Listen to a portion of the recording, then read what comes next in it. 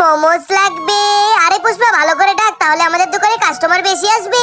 এই মোমোস লাগবে। হ্যাঁ এটা ঠিক আছে। স্বপ্না ভাবি এই নিন 50 টাকা। আমার মনে হয় আপনার এটা দরকার আছে, আমার এইটার কোনো দরকার নেই, আমার কাছে অনেক টাকা আছে। আমাকে মোমোস প্যাক করে দিন, এখনই প্যাক করে দিচ্ছি। আরে খুশি তুমি এইখানে, তুমি তো অনেক বড়লোক ঘরের বউ, তাহলে তুমি এই কাজ কেন করছো? কি আর বলবো সরলা দিদি, আসলে অভাবে পড়লে সব কাজই করতে হয়। আমার তো কোনো অভাব নেই, আপনার যেহেতু অভাব নেই তাহলে বউদের দিয়ে মোমো বেচাচ্ছেন কেন?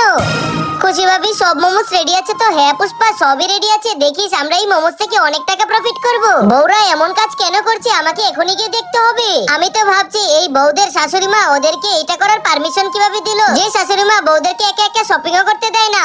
স্বপ্না ভাবি কি হয়েছে? আমি এখনই আপনাদের বউয়ের হাতের মোমোস খেয়ে আসলাম, অনেক সুস্বাদু। চলে যাও এখান থেকে। দিদি আমার মোমোস লাগবে, অবশ্যই সুস্বাদু হতে হবে। হ্যাঁ এখনই দিচ্ছি। বউরা এসে তোমাদেরকে মজা দেখাচ্ছি, এই নিন খুশি ভাবি তাড়াতাড়ি দিয়ে আসুন। আজকে তোমাদের খবর আছে, খাবার খাওয়ার পর রিভিউ অবশ্যই দিবে। রিভিউ তো এখন আমি দিব খুশি বউ। কি দরকার আছে এসব কাজ করার? আমাদের কি কোনো অভাব আছে?